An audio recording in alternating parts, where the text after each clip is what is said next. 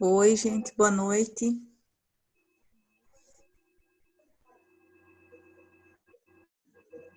Tudo bem? Bem, Boa noite, professora. Boa noite, tudo bem, Eduardo? Tudo bom? Bem? Fone? Vocês esperam um pouquinho, eu vou buscar um fone, que eu acho que fica melhor, Uhum. tá? Oh, tranquilo, tranquilo.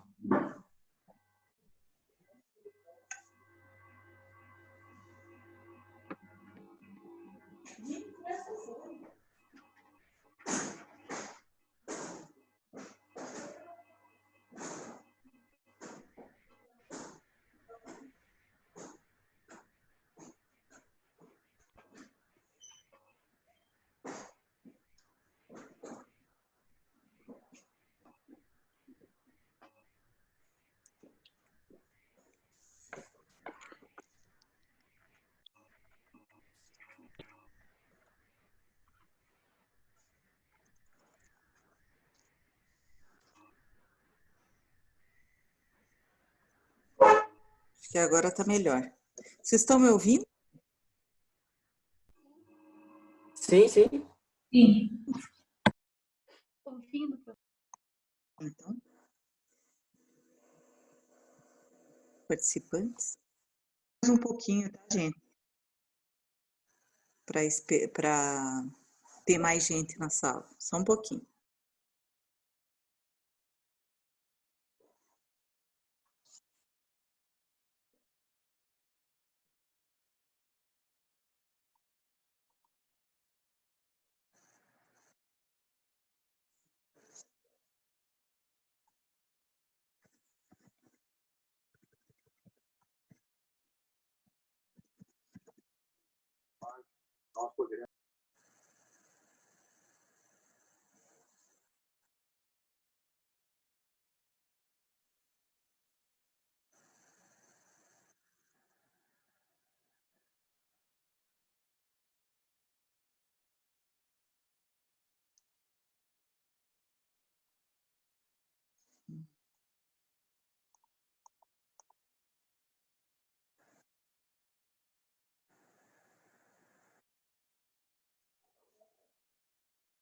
Então, gente, vou começando devagarinho aqui, o povo vai entrando e aí a gente já vai. Boa noite, Walter. Boa noite. Boa noite. Vou começando aqui para a gente dar seguimento à matéria. Vocês lembram que na aula passada eu falei sobre a compensação da jornada e hoje eu só vou dar mais uma pincelada, lembrando aqueles tópicos da compensação, tá? E a gente vai entrar mais especificamente nas exceções contra o controle de jornada e o pagamento de horas extras, né? E esse regime de compensação e o que mudou na legislação com a reforma trabalhista, tá? Então, como eu já tinha falado para vocês, a compensação para ser válida, ela tem que ser ajustada e escrita entre o empregador ou por norma coletiva e, excepcionalmente, também pode se admitir a compensação de forma oral, tá? Mas isso de maneira excepcional.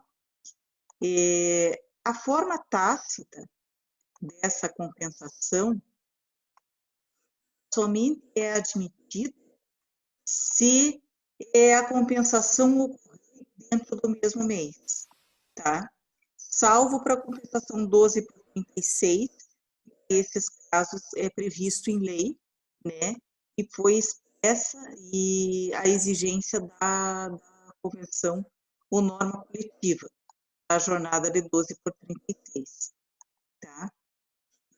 Antes da Lei 13.467, que é a da reforma trabalhista, o acordo tácito não era aceito para qualquer regime de compensação de jornada.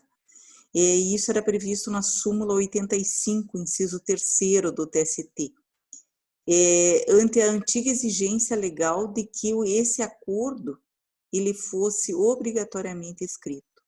Contudo, essa súmula ela acabou sendo derrogada, né? Essa súmula ela foi superada pela reforma trabalhista. Resumindo, a lei exige a formalidade do acordo coletivo ou convenção coletiva para a compensação de jornada do menor, no caso de menor que trabalhe e precise dessa compensação de jornada, previsto no artigo 413, inciso 1º da CLT, do aeroviário, também permite acordo individual, com assistência sindical e acordo coletivo ou convenção coletiva.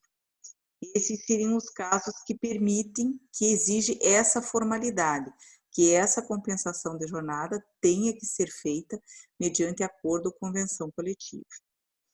Tem outras categorias que até eu citei na matéria lá para vocês, que seria do bombeiro civil, que também tem sua jornada fixada em 12 horas de trabalho, por 36, né, de descanso. Tem uma lei específica do bombeiro civil, é a 11.901, de 2009, e é limitada a 36 horas semanais.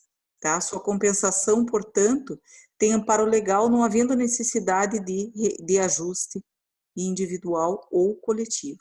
Essas são as categorias que não há necessidade. O motorista também, ele é regido pela Lei 13.103, de 2015, e eles podem também ter a sua jornada compensada pelo regime também. Motorista também pode fazer esse regime de 12 por 36, desde que autorizado pelas normas coletivas. Isso está previsto no artigo 5F.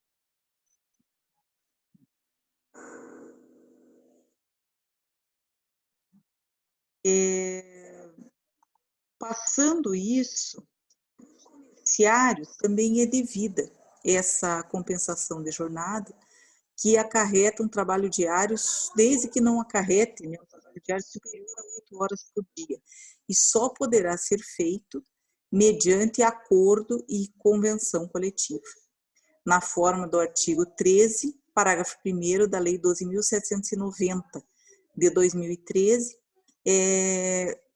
e para as atividades insalubres, no caso de atividade insalubre, o acordo de compensação poderá ser feito mediante acordo escrito entre as partes. Por quê? Porque tem condições insalubres, é necessário, tem um requisito que é necessário que seja um acordo escrito, porque são condições especiais, né?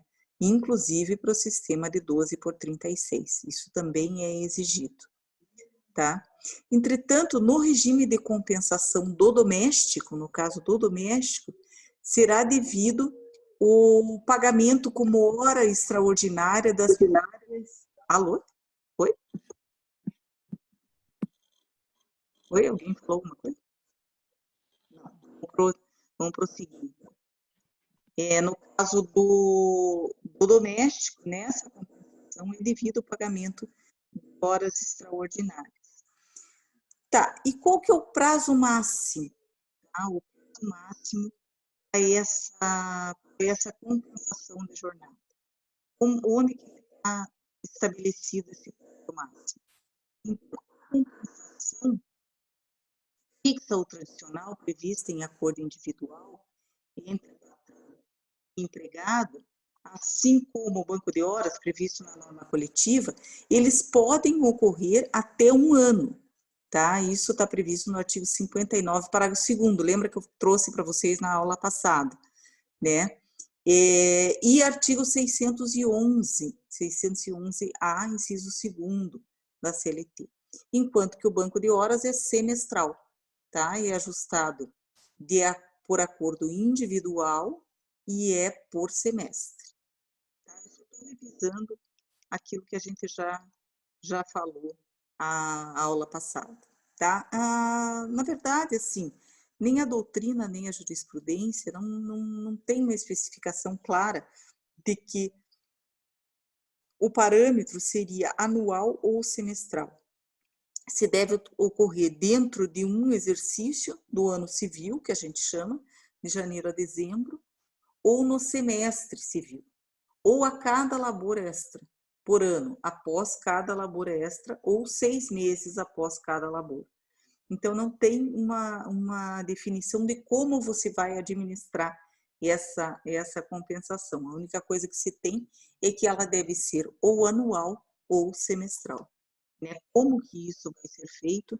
Não existe uma unanimidade com relação a isso na jurisprudência ou na doutrina. A prática, nesses casos de compensação, evidencia que as empresas têm adotado 2 tipos de sistemas. Alguns preferem ajustar que cada hora extra pode ser compensada em até 1 ano ou semestre. Outros estabelecem que, dentro do exercício do ano civil, todas as horas extras efetuadas através do banco de horas sejam compensadas até dezembro deste mesmo ano. O que não se admite é que a contagem do ano ou semestre comece a partir da aquisição do direito à folga compensatória, como vem praticando algumas empresas têm se utilizado dessa prática. Aí essa compensação não é considerada válida. Então você tem que esperar, não pode se colocar a partir da aquisição da folga, daí você vai compensar. Isso não é permitido. Tá? De qualquer sorte, caso não sejam compensadas todas as horas, na rescisão, né, pode ser feito o pagamento da remuneração dessas horas que não foram devidamente compensadas. Tá certo? Deixa eu... Acho que já dá para fazer a chamada. Consigo puxar a chamada aqui.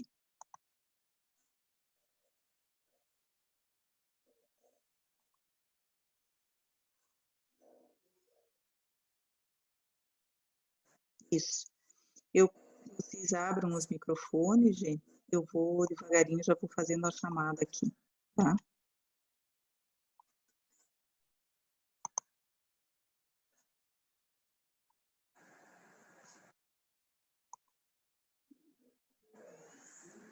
Tá tão lenta a internet hoje, tá bem difícil.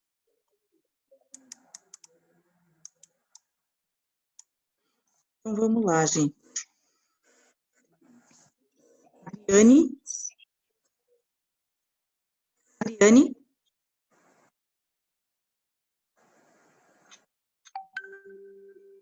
Deixa eu abrir o chat aqui para ver se eu... Ariane? Amanda? Presente.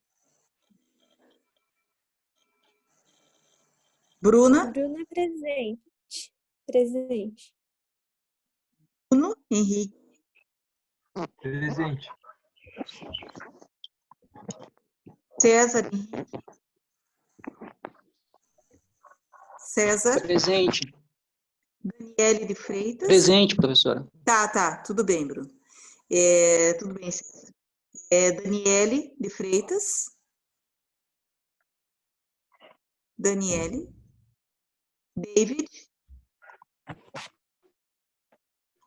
Ilan? Presente. Ricardo? Presente. Helenice? Presente. Kelly? Gabriele? Jefferson? Presente. Jonathan?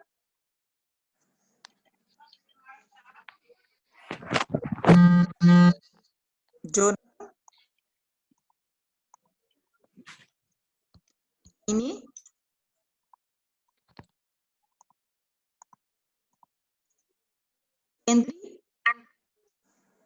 Kendri?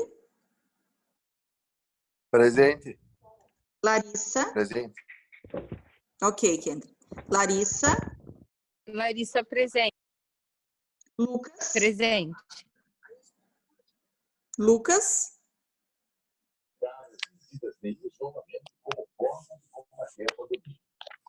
Márcia? Presente. Mariana, Professora, você chamou a Daniele? chamei. Ela está aí? Tô, professora, desculpa. Tô Não, aqui. tem problema, não tem problema. Márcia está presente. A Mariana? Mariana? Shelley? Presente. Helena? Presente. Nicole? Presente. Jane? Presente. Tatiane? Ruchello, desculpa. Ruchello? Presente. Tatiane? Tatiane? Tawane? Tawane? Walter? Presente. Vitor? Presente. William? Presente. Depois a gente dá mais uma conferida e qualquer coisa que eu não ouvi, me manda um WhatsApp, me manda que aí a gente vai acertando. Tá? Teve alguém que eu não falei o nome, que eu não chamei? A sua posição.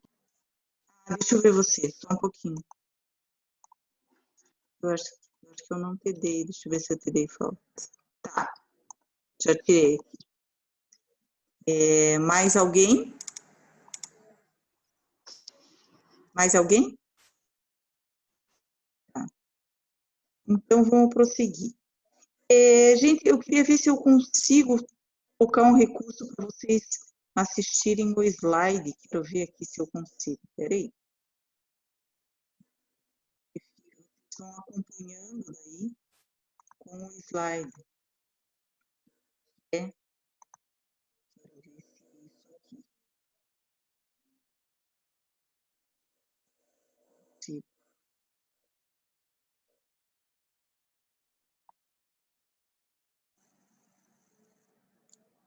Vocês estão vendo alguma coisa? Apareceu o slide Sim. ou não? Apareceu? Sim, professora. Apareceu. Então tá. Então vocês vão acompanhando aí na tela, tá? Então agora eu vou falar um pouquinho para vocês desse contrato em tempo parcial, tá? Esse contrato em tempo parcial, eu já tinha trazido ele para vocês quando a gente aprendeu as modalidades de contrato. Agora, e com relação à jornada, é importante que a gente traga também esse contrato em tempo parcial, porque aí ele especifica exatamente, né, especifica exatamente como que a gente vai aplicar essa especificação nos contratos, tá? Então, como eu falei para vocês, então sempre foi possível um ajuste, tá? Um ajuste salarial inferior ao mínimo legal, né? Só que assim, decorrente dessa redução da jornada, então você pode estipular uma jornada em tempo parcial, desde que o valor da hora não seja inferior ao valor da hora do salário mínimo, né? Então, as leis de política salarial, elas já ajustam o salário mínimo, sempre estabeleceram o valor hora, o valor dia, o valor mês do salário. Tá? Então, essa possibilidade do contrato em tempo parcial, ela já existia antes da reforma trabalhista. Então, assim, é possível, sempre foi possível contratar jornada a tempo parcial, né? Seja por 3 vezes na semana, 2 vezes na semana, num total de 6 horas, por exemplo. Mas pode pagar menos do que o valor hora do salário mínimo. Tá? Isso era essa previsão, que se tem, né? Então, nesses casos, tem a OJ 358 da SDI 1 do TST, que diz o seguinte, que o salário mínimo, só um pouquinho, que acho que me perdi aqui, né? Saiu aí para vocês? Saiu da tela? Saiu, professor. Saiu, professor. Ué, Saiu. só um pouquinho, deixa eu ver se eu me acho aqui.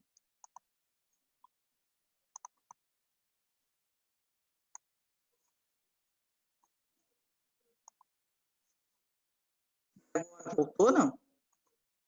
Não. Não, professor. Eu consigo de novo.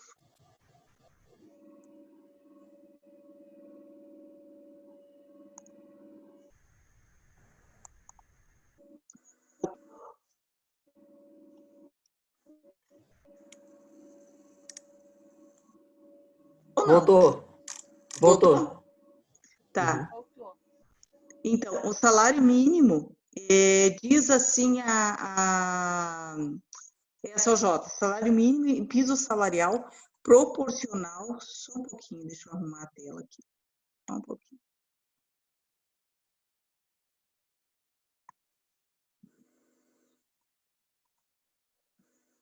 Salário mínimo e piso salarial proporcional à jornada reduzida. Empregado, servidor público, redação alterada, à sessão do Tribunal Pleno, realizada em data de tal.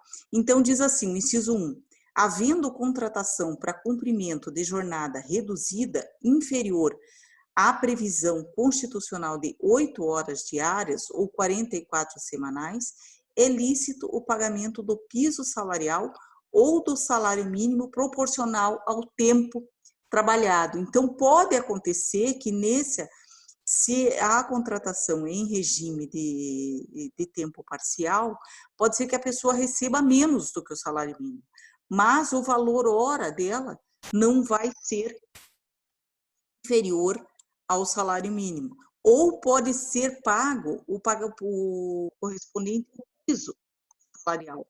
Tá? Então, essa OJ, ela permite esse tipo de estipulação do salário. Então, é necessário uma autorização normativa para a adoção do regime em tempo parcial, quando ela é praticada depois da admissão. Por exemplo, contratou, aí a empresa resolve fazer uma alteração no contrato de trabalho e esse funcionário começa a exercer essa atividade em tempo parcial. Tá? Porque senão seria inconstitucional essa alteração, né? Conforme o parágrafo 2º do artigo 58, já que a Constituição exige a expressa convenção e acordo coletivo, nesses casos. Então, não tinha como você já ter uma previsão, né? E alterar posteriormente, né? Então, essa autorização normativa para o regime em tempo parcial, depois da admissão, tem que ser através de acordo ou convenção coletiva, tá? Para que não haja prejuízo para o empregado. Então, antes da Lei 13.467, quando a gente fala dessa lei, é a reforma, sempre a reforma trabalhista. Então, antes da reforma, o critério de denominar o regime de tempo parcial era aquele cuja duração não excedia 25 horas semanais. Regra que ainda vigora, essas 25 horas vigora ainda para os domésticos. Mas depois da reforma trabalhista, ele não poderá exceder a 26, não é mais 25, é 26 horas, com a possibilidade de execução de até 6 horas, ou até 6 horas diárias, ou até 30 semanais. Então, essa que foi a alteração. Antes, ela era prevista só, não podia exceder a 25 horas. Agora, pode exceder a 26 horas. Então, com a alteração da legislação, da reforma trabalhista, passam a existir duas modalidades de contrato em regime de tempo parcial, o de 26 horas e o de 30 horas. Assim, em qualquer das hipóteses, é superado esse limite de 25 previsto na lei antiga. Tá? No contrato de até 30 horas semanais, existe uma vedação para o pagamento de horas extras. Então, ele é um regime parcial, não tem sentido, na verdade, você fazer um contrato de horas com regime parcial, de horas em regime parcial, e aí permitir o pagamento de horas extras. Tá? Então, ele tem essa limitação. Já no contrato cuja duração não exceda a 26 horas, ficam permitidas até 6 horas por semana. Então, mas também não é permitido as horas extras. A propósito, a lei ressalva que num contrato inferior a 26 horas, permanece uma limitação, é aquilo que eu falei para vocês, parece uma limitação a 6 horas semanais, tá? De horas extras. Assim, por exemplo, prevendo o contrato jornada semanal de 15 horas, o máximo a ser trabalhado durante a semana seriam 21, 15 mais 6. Não sendo possível exigir 32 horas semanais, porque daí extrapola o limite das 26, o que apenas vai se dar nos contratos que prevejam 26 horas semanais de serviço, que daí vai dar 26 mais 6 horas, 32 horas. Então, voltando lá, tem duas modalidades do contrato de regime de tempo parcial, o de 26 horas e o de 30 horas semanais. No de 30 horas semanais, permanece a vedação das horas extras. E no de 26 horas semanais, existe uma possibilidade de permissão de 6 horas extras por semana, tá? Então, essa é a diferença desses dois regimes de tempo parcial. Entenderam?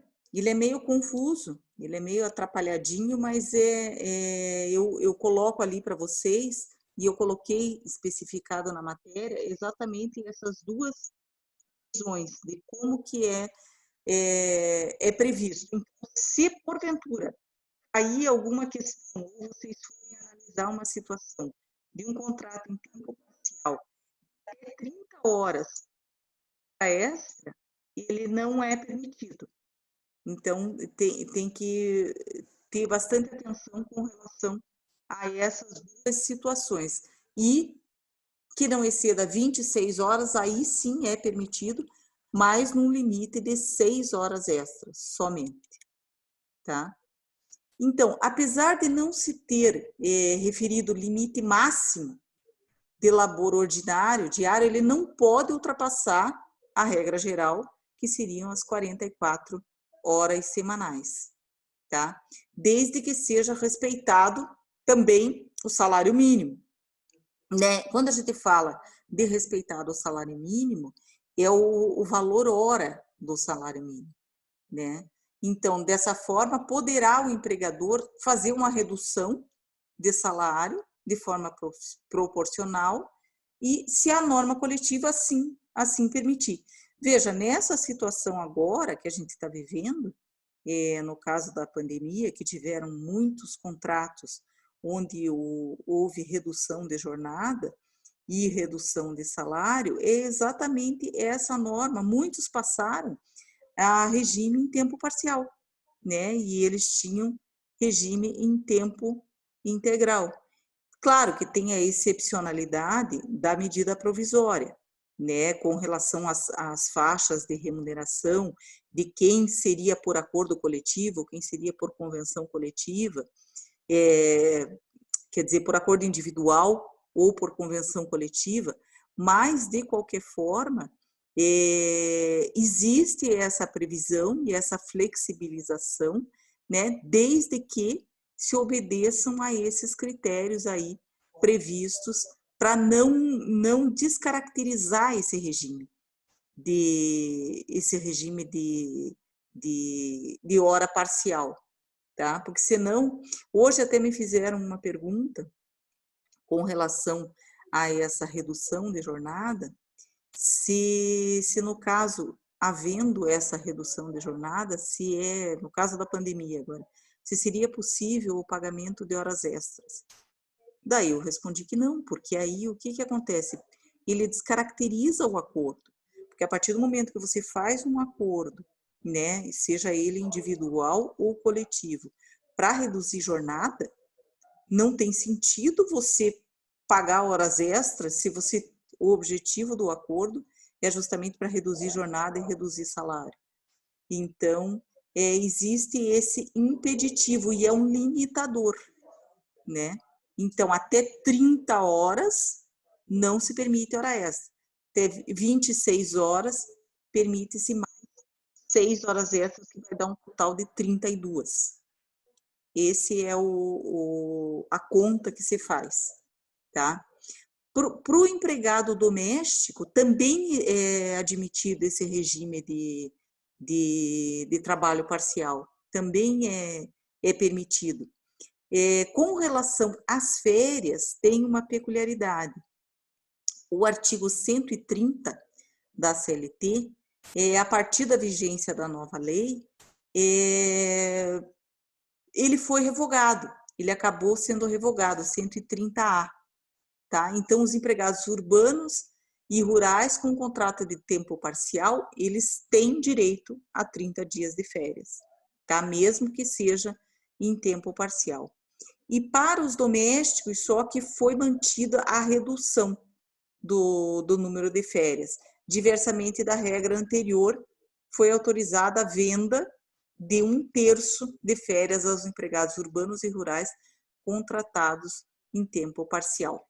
Então, para o doméstico foi mantido o período de 20 dias, né, de férias, e esse artigo 130A da CLT, que não permitia os 30 dias para os contratos de tempo parcial, agora isso é permitido 30 dias. Essa é uma peculiaridade do contrato.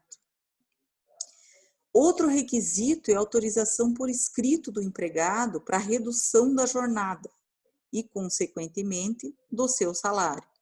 Bom, gente, isso é óbvio, né, que se exija, até porque para evitar qualquer tipo de fraude, né, que o empregado ele dê anuência por escrito de que vai concordar com essa redução, que ele está de acordo, ele dá o ciente de que ele está de acordo nessa redução de jornada e de salário, tá? Então, voltando a falar um pouquinho dos empregados domésticos, essa lei complementar 150 de 2015 estendeu aos domésticos a possibilidade do contrato, como já tinha falado para vocês, por tempo parcial de até 25 horas semanais, desde a admissão, permitindo, entretanto, o valor extra de até 1 hora por dia. Então, essa é uma exceção. No caso dos domésticos, é permitido o pagamento de 1 hora extra por dia. No caso do termo parcial geral, se ele for limitado a 30 horas, não se admite hora extra. Se for de 26 horas, admite-se 6 horas extras até o limite de 32.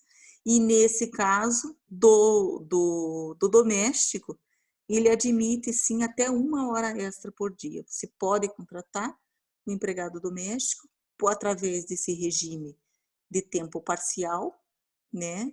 De até 25 horas semanais, veja, uma jornada bem reduzida, porque a normal é 44, se você for reduzir 25 horas semanais, né, você pode distribuir, porque o que acontece às vezes não há necessidade de você contratar um doméstico que vá todos os dias, né, e compareça semana inteira. Então, você pode fazer dessa forma e, caso numa eventualidade precise de 1 hora extra, é permitida nesse limite de 1 hora extra por dia. Essas questões são importantes, porque normalmente é questão de pegadinha, questão de prova, de concurso, então são peculiaridades desse tipo de contrato. Por que a gente está falando de tudo isso? Porque nós estamos falando de jornada de trabalho, né? Então, jornada, vocês viram que tem uma série de modalidades e possibilidades de você fazer essa jornada de trabalho, a adequar ao interesse da empresa e também ao interesse do empregado.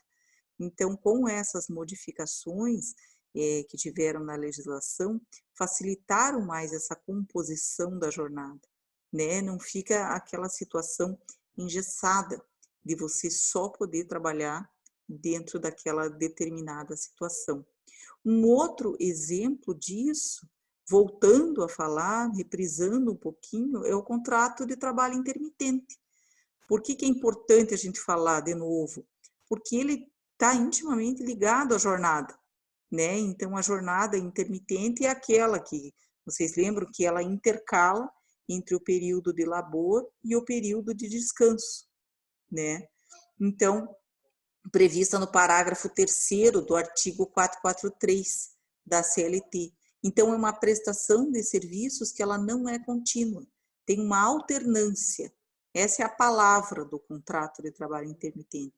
Ele alterna entre o efetivo labor de prestação de serviços e o outro período de inatividade, que pode ser estipulado em horas, dias ou meses. Esse é uma inovação, né, da reforma e está intimamente ligada à questão da jornada de trabalho, né? Então, nesse contrato, vocês lembram que o período de inatividade, ele não é considerado como tempo à disposição. Então, o empregado, ele pode, inclusive, ter outro emprego nesse período que ele está em inatividade. Ele pode até ser contratado por outra empresa, né? Ele não é considerado tempo à disposição e nem deve ser. Então, se o empregado ficar à disposição do empregador nesse período, ele vai descaracterizar o contrato de trabalho intermitente, porque aí o empregador vai poder dispor dele a qualquer momento. Então, isso não é a característica do contrato de trabalho intermitente. O intermitente, ele trabalha e descansa, e não trabalha e fica aguardando ordens, né? Então, somente as horas efetivamente trabalhadas é que elas vão ser objeto de remuneração. Aquele período que ele está descansando, que ele não está à disposição do empregador, aquilo não é remunerado. E não tem direito à hora extra, nesse caso também. Tá? O valor da hora de trabalho, em tal modalidade contratual, não pode ser inferior ao salário mínimo. Tá? Isso é regra. Nenhum dos contratos pode ser, né? Mas, se tem como base, o valor hora tem que corresponder, né? Não pode ser menos do que o valor hora do salário mínimo, né? Então, ele vai ganhar apenas as horas efetivamente trabalhadas. Então, pode ser que ele venha a receber durante um período um valor inferior ao salário mínimo, tá? Esse pode ser considerado uma pegadinha, porque se colocar em alguma questão, se o empregado com contrato de trabalho intermitente num mês receber menos do que um salário mínimo, se isso é inconstitucional ou se isso vai de encontro ao próprio parágrafo 3º do artigo 443. Vocês vão dizer que não, que na verdade é permitido, porque ele vai receber pelo número de horas trabalhadas. Aquilo que ele está entregando de trabalho, aquelas horas é que ele vai receber.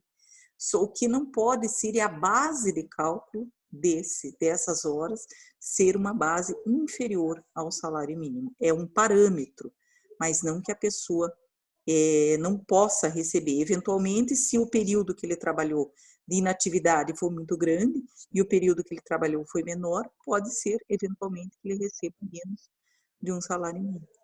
Por isso que existe também a possibilidade dele ser empregado em outro estabelecimento.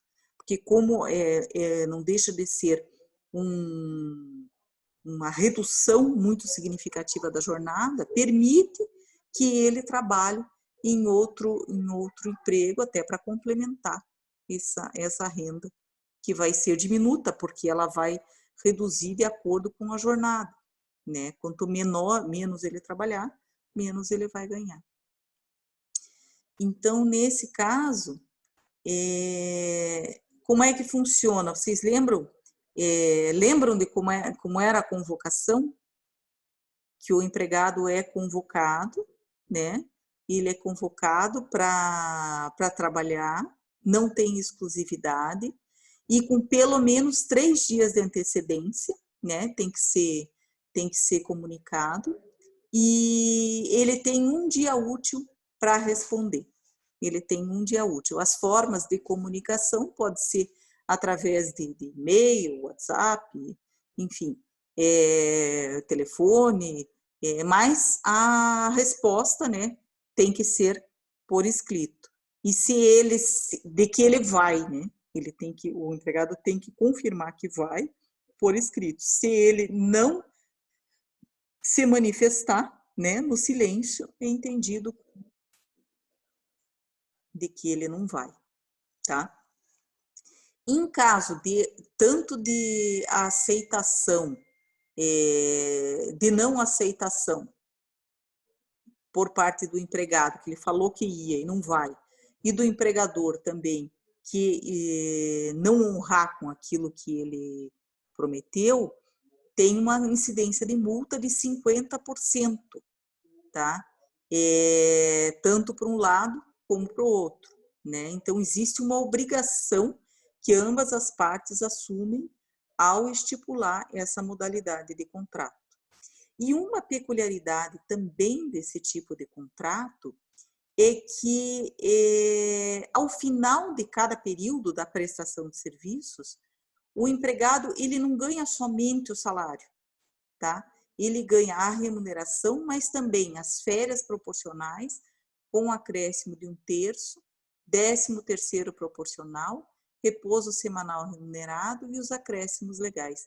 Então, afinda cada período de prestação, ele ganha o proporcional. Não é que nem o contrato normal, anual, que só vai ganhar essas verbas no final do mês ou as férias quando tiver o período aquisitivo, né?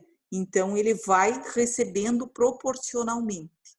Essa é a diferença básica também desse tipo de contrato, tá? Então, e o que? Previa a legislação que tal regime contratual se aplica a qualquer tipo de atividade. Então, esse contrato de trabalho intermitente, ele não tem um impeditivo, a não ser em casos ali que eu coloquei ali para vocês, de piloto, autoridade aeronáutica, porque eles têm legislação própria. À exceção desses casos, se pode contratar para esse tipo de trabalho qualquer profissão, né? Desde que, claro, atenda aos interesses das partes, né? Tanto do empregado como do empregador. Se, digamos, essa forma de contratação couber dentro daquela atividade que o empregado vai desenvolver, ele pode se utilizar desse contrato de trabalho intermitente. Eu fiz para vocês, na matéria, eu fiz um quadrinho que diz ali exatamente como que pode ser feita as alterações da jornada, quando se exige acordo coletivo, acordo individual, e quais as possibilidades, os limites de redução, quando pode fazer hora extra, quando não pode. Eu coloquei ali um quadrinho explicativo que eu acho que vai ser interessante para vocês. Eu vou até na próxima aula trazer algumas questões para a gente discutir e aplicar essas, para a gente ver na prática como que a gente pode aplicar essas novas disposições aí em termos de exercícios eu acho que é bem interessante para a gente poder visualizar essas questões, tá? Com relação, eu trouxe também para vocês aqui uma outra situação, que esse vai ser um pouquinho mais extenso, que são aqueles empregados que eles estão excluídos do capítulo da duração do trabalho, tá? Quais seriam eles? A gente traz no artigo 62 da CLT, inciso 1 e inciso 2 da CLT, tá? E tem o teletrabalho também, né? Que também foi inserido o inciso 3 do artigo 62. Mas vamos começar, ao invés de começar com o 1, que é o trabalhador externo, vamos começar com o trabalhador, o gerente, né? No caso, aquele que detém amplos poderes de mando e gestão, inseridos no artigo 62.2 da CLT. Esses profissionais, eles estão excepcionados da regra geral. Então, o que quer dizer? Eles não têm direito a receber horas extras. Mas quando que esses profissionais podem ser exatamente enquadrados nessas condições? Aí é que está uma grande discussão que se tem na justiça, porque o devido enquadramento desses profissionais deveria ser utilizado somente para aqueles casos de alta fidúcia, de relevância, que tem procuração da empresa, que atua como se empregador fosse, como se ele fosse o que a gente chama de um longa-manos do empregador, né? Ele pode agir como se fosse o proprietário, o dono. Ele tem poder de admissão, de demissão, tem poder de disciplinar, de aplicar punições, tem poder de fiscalização, tem enfecha em suas mãos amplos poderes de mando e gestão. E o que é mais importante, coloca em risco, qualquer atitude desse profissional, ele pode colocar em risco a própria atividade daquele empreendimento, né? Por exemplo, vamos tomar como exemplo no caso de uma grande indústria, um diretor financeiro, por exemplo. Ele, essa função de gerente, diretor financeiro, seja lá qual for a denominação, ele autoriza compras, ele assina contratos, né, de financiamento, ele tem dentro das funções que ele exerce amplos poderes, tem uma remuneração altamente diferenciada e recebe poderes delegados, né, do próprio proprietário da empresa. Se for uma multinacional, enfim, ele tem uma procuração para falar sobre a empresa, representar a empresa perante órgãos públicos. No mesmo caso, os bancos.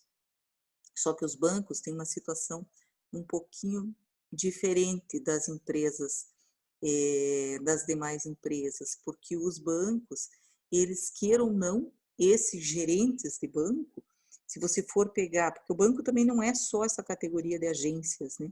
Ele pode ser outras categorias de departamentos, tem N funções dentro de uma instituição financeira, principalmente das instituições grandes, né? Mas digamos que tem cargo de superintendente, tem cargos de grande visibilidade dentro de uma estrutura bancária, não são só os gerentes. Mas vamos pegar a situação dos gerentes. Por mais que eles tenham poderes, amplos poderes, um gerente geral, por exemplo, de uma agência bancária, ele tem limitações, né? Porque ele tem que obedecer aos normativos do banco, ele não tem como atuar como se proprietário fosse, né? Ele tem uma limitação até regulada pelo próprio Banco Central. Então, o gerente de banco, ele tem uma função prevista, que muitos enquadram no 62, 2, inciso 2 da CLT, né, que é essa função do gerente geral da agência, mas ele precisa, o que precisa? Precisa comprovar o exercício dessas funções. Vocês lembram que eu falei para vocês, trouxe do famigerado princípio da primazia da realidade? Então, é aqui que se aplica muito esse princípio, porque se você não traz as provas comprovando esse efetivo exercício, aí a pessoa tem direito, e não é justo que não se pague horas extras. Veja, e não são só horas extras normais, excedentes da 8ª diária, né? Ele não tem direito à hora de sobreaviso, não tem direito a intervalo, hora extra de intervalo intrajornada, interjornada, não tem direito à redução de hora noturna, não tem direito a adicional noturno. Então, tem que ser uma função que tenha uma remuneração que supra todo esse tipo de... Porque provavelmente essa pessoa, ela não vai trabalhar num regime de chega às 8, sai às 18, com 2 horas de intervalo, né? E ele provavelmente vai trabalhar mais do que essa jornada, porque a função requer. Então, ele tem que estar devidamente enquadrado e você tem que justificar essa situação, tá? Para esse empregado ser devidamente enquadrado. O que acontece na maioria dos casos? Acontece que as empresas enquadram equivocadamente qualquer gerente, qualquer função, enquadra como 62.2 para não pagar as horas extras, né? Então, eles colocam lá o rótulo de que a pessoa é gerente, mas não necessariamente ele exerce as funções de gerente. E também a gente tem que comparar com relação à magnitude dessa atividade e a extensão dos poderes. Você não pode comparar um gerente financeiro, por exemplo, de uma grande multinacional, com um gerente de uma farmácia. Eles têm funções diferentes, ou um gerente de uma panificadora, ou, sabe, que às vezes ele nada mais é do que um coordenador de determinada atividade, né? Ele é um elo de ligação entre o dono e os funcionários. Não tem todo esse poder, né? Daí não seria justo o não pagamento de horas extras. E para isso, além de toda essa parte funcional que é necessária a comprovação de amplos poderes, de mando, gestão, poder disciplinar, é também previsto o pagamento de uma gratificação. Essa gratificação está prevista no parágrafo único do artigo 62, 2 da CLT, que é uma gratificação de no mínimo 40, não é bem uma gratificação. O artigo fala de uma majoração de 40% correspondente ao salário. O que é essa majoração? Então, ele tem que receber um valor 40% a mais, digamos... Um aumento, né, professora? Hã? É um aumento, né? Exatamente. 40%. No mínimo, pode ser mais. Não pode ser menos, tá? Agora, eu pergunto para vocês, precisa ser destacada essa gratificação? Ele precisa estar escrito lá que é gratificação? Ou pode ser só um aumento do salário? O que vocês acham? Tem que estar destacado, professora. Quem que falou? César? Isso. Então, César, pois é, eu vou te dizer que existem duas correntes, tá? De que ele tem que estar devidamente destacado, mas já é aceito também, caso não venha devidamente destacada essa gratificação. Aí, como que é feita a apuração? A apuração você vai ter que fazer de acordo com o salário, por exemplo, do subordinado imediato. Se o salário do subordinado imediato for 40% a menos do que o salário dele, ou pode ser mais de 40%, digamos, a majoração, aí você comprova, você não precisa do pagamento da gratificação em separado, tá? Mas... Agora, Pode falar. Não, pode concluir, desculpa, professora. Não, é assim. Agora, existem entendimentos, tem alguns juízes que entendem que se não tiver a gratificação, a rubrica gratificação, ele não preenche os requisitos. Mas aí cabe à empresa, no caso, demonstrar que ele teve essa majoração de no mínimo 40%, quando alçou ao cargo de gerente. Entende? Que ele teve essa compensação. Agora, só uma questão, professora, para ficar... Essa gratificação, ela tem natureza própria em labore, ou seja, ele vai receber ela enquanto estiver exercendo aquela função. Sim, sim. Se ele deixa de exercer aquela função, teoricamente, quando você segrega aquela gratificação, né? Teoricamente, ele deixa de receber aquilo. Nessa situação, porque aí tem aquela questão de redução de trabalho, claro. de remuneração, Sim, se ela não é, veja, aí vai ser uma escolha da empresa, porque essa gratificação, se ela tem a possibilidade, normalmente os bancos, por exemplo, essa gratificação é separada, né? Então, na Caixa Econômica, por exemplo, eles têm uma gratificação separada e ele pode voltar ao cargo efetivo. Normalmente, ele perde essa gratificação e ele volta ao cargo efetivo, né? Agora, se ela está incorporada no salário, aí não pode haver redução, né? Então, vai da empresa de como que ela vai. Eu aconselharia sempre a fazer de forma destacada. Primeiro, porque é mais fácil, né? Claro, mais fácil a prova, né? A comprovação de que atendeu aos requisitos do artigo 62, né? E também exatamente nessa situação que você ponderou aí. Caso ele perca a função de confiança, você pode simplesmente ele deixar de ganhar a gratificação, porque ela é condicional, né? Ela é condicional ao exercício da função. E daí não representa uma redução salarial, né? Representa que ele não está exercendo mais aquela função. Então, vai... Mas o que eu quis trazer para vocês é que, veja, eu fui sou ainda advogada de empresa, muito tempo, e sempre me utilizei dessa linha de que, se não tivesse destacado, não enquadra, né?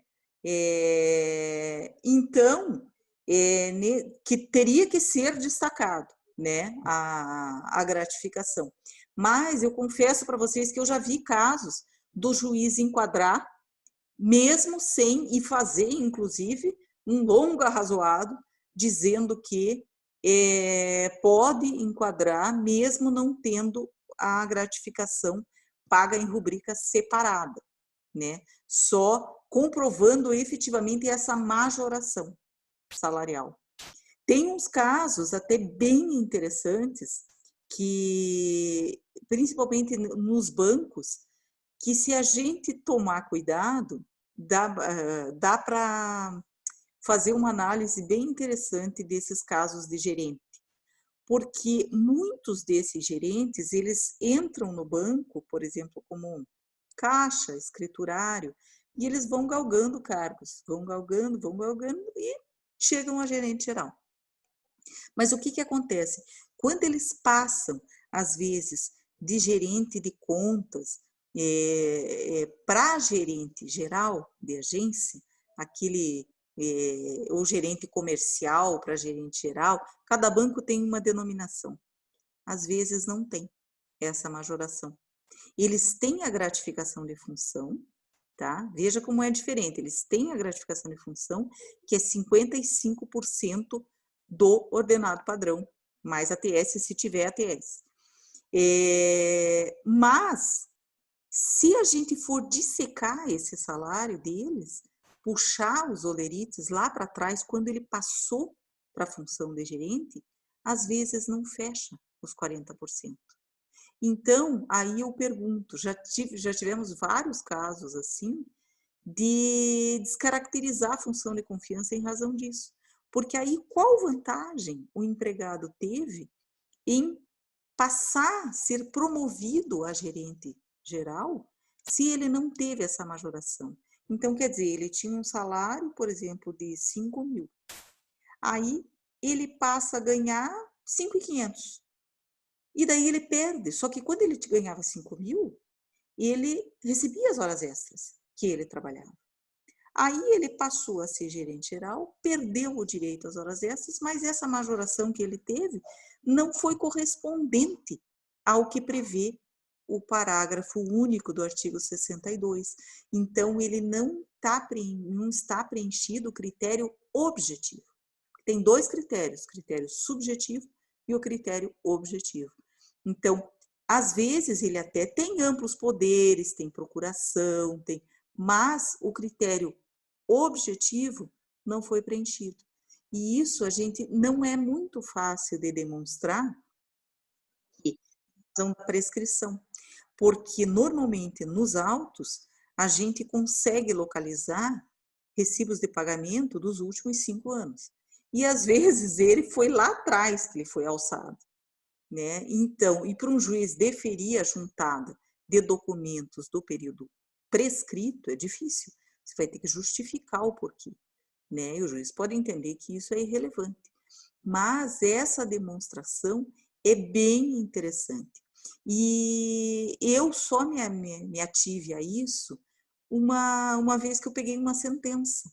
E o juiz, o doutor Carlos Kaminski, que é juiz da 20ª vara, ele deu essa decisão e dissecou o contrato de trabalho daquele reclamante e pegou todos os olerites e demonstrou que não estava preenchido o requisito. A partir dessa sentença, eu comecei a todo caso que é de gerente geral, se eu estou pelo reclamante, obviamente, então eu dou uma olhada, ver se está implementado e coloco como demonstração de quebra do requisito objetivo. E isso dá para a gente levar até para Brasília, porque aí é uma violação literal, né? É uma situação bem interessante. Tem bancos que você vai fazer essa busca, você não encontra, porque eles realmente dão uma boa majorada no salário dos gerentes. Então, não acontece isso, não tem essas falhas. Da Caixa, por exemplo, não tem, é direitinho. Eles colocam a gratificação e eles recebem outras gratificações que aí completam esses 40%. Mas tem alguns outros bancos privados que realmente não teve essa majoração. Então, é uma forma que a gente tem de alcançar esse critério objetivo. Tá? É bem interessante com relação a isso. E aí, essa função de confiança prevista no artigo 62, então ela está baseada no princípio da boa-fé, né, que decorre da fidúcia. A fidúcia, todo empregado exerce uma função de fidúcia, né, perante o seu empregador. Qualquer atribuição, ela requer um tipo de confiança, mas não é essa confiança comum que tem nesses dispositivos legais que exceptuam do pagamento de horas extras, né? Tem que ser uma confiança irrestrita, uma confiança diferente daquela confiança comum de qualquer empregado, tá? Bom, ali é só repetição. Veja, tem uma situação que, conforme a categoria, pode a convenção coletiva conceituar, colocar na convenção, ainda mais agora, o 611A, inciso 5 da CLT, você pode especificar a empresa, digamos, que não queira sofrer nenhum tipo de discussão com relação a isso, se o empregado é ou não é cargo de confiança, ela especifica ali na convenção coletiva e diz que aquela função tal, de gerente e tal, é função enquadrada no artigo 62.2, com amplos poderes e tal. Ele dá um reforço, né? Que daí não se teria mais o que discutir. É o exemplo também das súmulas, tá? Eu cito ali para vocês também, voltando à situação do bancário, que é a súmula 287 do TST. O que diz essa súmula? Essa súmula diz assim, que o gerente de agência, ele está enquadrado na regra normal do bancário exercente de função de confiança, que é o parágrafo 2º do artigo 224 da CLT, jornada de 8 horas. E para o gerente geral de agência, aí ele está enquadrado no artigo 62. Então, o que acontece? Muitos juízes começam a audiência, por exemplo. O juiz pergunta pro reclamante, o que eu fazia lá? Ele disse, eu era gerente geral de agência. Tá, pronto, já não tem direito a hora extra, não permite nem produção de prova, nem nada. Por quê? Porque a súmula é clara em dizer que gerente geral de agência não tem direito a hora extra, tá? Ele se enquadra no artigo 62.2. Pergunto para vocês, ainda dá para discutir isso? O que vocês acham? Eu acho que dá, professor. Então, ainda dá. Por quê? Porque são 2 critérios, subjetivo e objetivo. A gente pode tentar, claro que hoje em dia, com a reforma trabalhista, você não pode ficar tentando coisas porque tem a sucumbência. Mas é aquilo que eu falei para vocês. Tem gerentes, por exemplo, de banco, numa agência lá em Salto do Lontra. É o mesmo poder que ele tem de uma agência aqui na Marechal Deodoro? Não. Então, o gerente da agência da capital, de Curitiba e tal, ele tem amplos poderes, tem, claro, limitados aos normativos do Banco Central e tal, mas ele tem mais poder do que aquele gerente de uma agência pequena. Às vezes ele é gerente de um PAB, de um posto de atendimento bancário. Então ele não tem toda essa. Aí você vai ter que dissecar e saber se ele teria ou não direito às horas extras. E aí tem situações diferentes, tem bancos privados que têm normativos, você pode explorar esses normativos com relação à limitação da jornada, que o próprio normativo já determina uma jornada de 8 horas, então não já está previsto que ele pode ter hora extra, né? Então são situações que a gente pode discutir, tá? Apesar de estar na lei, de estar previsto, de ter súmula, cada caso é um caso. Por isso que é tão importante o tal do princípio da primazia da realidade, porque é com este princípio que a gente vai trabalhar em cima para desconstituir ou constituir direitos. A gente vai ter que demonstrar para o juiz onde que está essa disposição legal, se ele está no artigo 62 ou não. Outra situação, que nós temos mais um tempinho aí ainda, é do 62.1. Eu já falei até para vocês, só vou repetir, que é aquele trabalhador externo, que é aquele que não tem controle de jornada, né? Então, ele trabalha externamente. Trabalhando externamente, e não existe a possibilidade de controle. Então, o empregador, por exemplo, é aquele trabalhador que está sempre angariando, por exemplo, clientes na rua, ou ele exerce muita função de, às vezes, desses supermercados, que tem esses repositores, e sempre tem alguém que vai de sede em sede verificar como é que está sendo feita a reposição, analisar, tem responsáveis só dos terceirizados, então as pessoas ficam migrando. E também profissionais que trabalham com vendas, né? Eles saem nas ruas para fazer negócios, os próprios gerentes de negócios, eles têm uma parcial jornada externa, mas como eles também têm uma jornada interna, aí eles não se enquadram nesse 62.1. O que define essa... E aí também não tem direito à hora extra. Por quê? Porque não tem possibilidade de controle. O empregador não tem como controlar.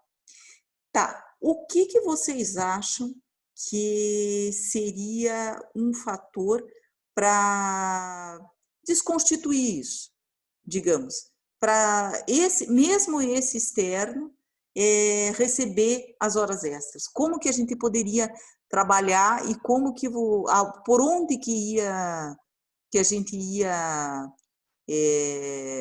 tentar tirar as horas extras para esse profissional? Vocês têm uma ideia? Como que a gente ia fazer a prova disso?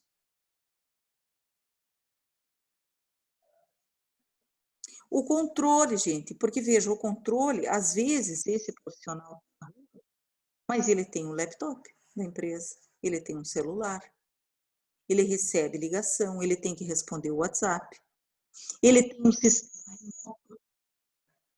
Às vezes ele tem um sistema remoto, aquele sistema VPN, que muitas empresas se utilizam, que é um controle remoto que você fica logado no sistema. Então, ficando logado no sistema, dá para identificar quando o empregado está trabalhando e quando não está. Então, é um controle. Por exemplo, faz visitas, apresenta relatórios externos. Ele faz as visitas e apresenta para o chefe dele um relatório. Tal hora eu fui em tal lugar, tal hora eu fui em tal lugar. Isso é um controle. Então, tem como, digamos, o chefe dessa pessoa saber aonde ele foi. Tem uma possibilidade de controle. Agora, aqueles onde trabalham externamente sem qualquer tipo de possibilidade, ele trabalha por sua conta e risco, digamos, ele só tem que apresentar o resultado, mas ele não tem um efetivo controle do empregador, aí ele realmente não tem direito à hora extra. Veja, tinha aqueles casos dos caminhoneiros. Os caminhoneiros era uma situação muito complicada antigamente, porque o que acontece? Eles saíam em viagens, né? Não tinham registro, porque com a legislação antiga, o caminhoneiro não tinha registro de ponto. O que eles tinham? Eles tinham tacógrafo, tinham a rastreadora, às vezes, do caminhão, mas isso não era considerado como controle de jornada. E aí o motorista entrava na justiça e pedia hora extra, às vezes dirigia das 6 até as 10 da manhã, né? E pedia hora extra, e ganhava. Dava umas ações bem elevadas, de valores bem elevados. E aí cabia à empresa, a transportadora, dizer, olha, ele era exercente de função externa, ele não tinha controle de jornada. Aí eles tinham que comprovar que a empresa ligava, que eles tinham hora para chegar, para descarregar mercadoria, que eles tinham que telefonar, que eles tinham que prestar conta, que eles tinham que fazer relatório. O que aconteceu? Teve uma alteração na legislação e hoje os caminhoneiros registram horário nas chamadas papeletas. Então, aquela jornada registrada ali é a jornada que ele tem que trabalhar, né? E se porventura ele extrapola, ele registra ali e aquilo é pago como hora extra. Foi a forma que se fez para evitar esse tipo porque realmente existia uma impossibilidade de controle. Como que o empregador vai fiscalizar a jornada do motorista? É praticamente impossível. Então, o motorista teve essa alteração na legislação, tanto o motorista de ônibus como o motorista, né, de caminhão, eles têm agora eles têm o registro. Então, esse trabalhador externo com impossibilidade de controle tem que ser aquele que realmente não, a atividade dele preponderantemente externa, e não aquela atividade mista. Se ele ficar, por exemplo, 40% já fixo no local e depois sair, já descaracteriza esse regime, tá? De trabalho externo. O outro seria o teletrabalho, né? O teletrabalho que eu já trouxe para vocês, a gente já viu, né? Que é o chamado home office, né? E que não pode haver pagamento de horas extras, não tem horas extras. Então, ele também entra nessa exceção do pagamento de horas extras. Então, seria o trabalhador externo, o gerente, né? O gerente com amplos poderes de mando e gestão, com recebimento de 40% a mais da remuneração, seja de forma destacada ou não, né? E o teletrabalho, aquele que trabalha em casa e que a empresa fornece todos os equipamentos para ele poder trabalhar em casa, mas que ele não é que ele trabalha externamente, mas diferente desse trabalhador externo.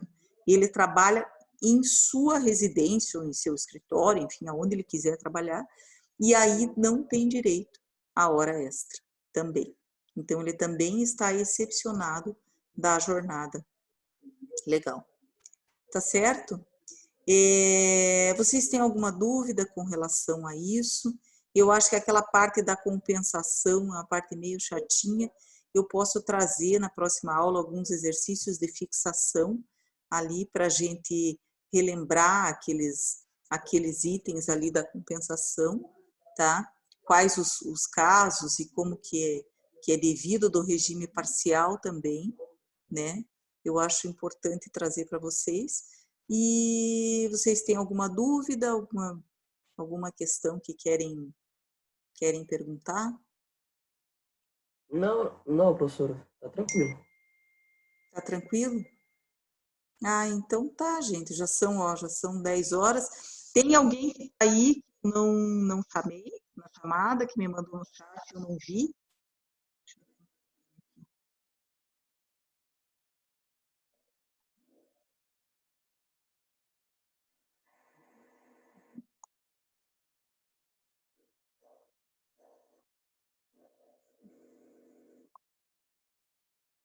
Adriane não tá aí, né? Adriane? Deixa eu ver quem mais. Gabriele? Jonathan? Oi, professora, a Daniele está aqui sim. Não, a Gabriele. A Daniela eu sei, eu não dei falta. A Gabriele. Jonathan? Lucas? A Mariana não veio hoje? O professor, o Lucas tinha colocado no chat e a Gabriela também. Ah, tá bem? Professora, eu tô aqui. Ah, tá. Gabriele. Ah, ótimo. Tá? Então, deixa eu ver. Gabriele. Quem mais? Lucas. Lucas. Tá.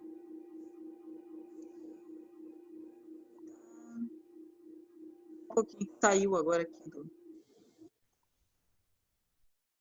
Um pouquinho. Será que mais alguém? A Mariana não tá, né?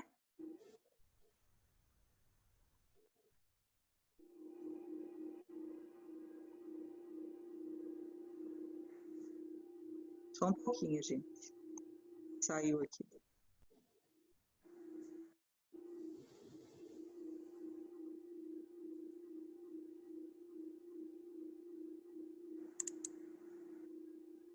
Isso, Gabriele.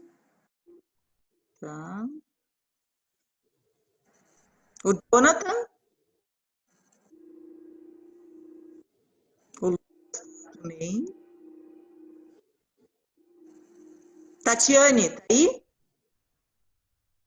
Tawane. Tá, gente. tá, gente, uma boa noite para vocês. Qualquer dúvida, vocês me chamam no WhatsApp. Daí, na semana que vem, a gente faz de novo uns exercícios ali para dar uma revisadinha nessa parte da compensação aí da jornada. E aí, tocamos o barco. Tá bom? Tá bom, professora. Boa noite para a senhora. Boa noite, gente. Até quinta. Até.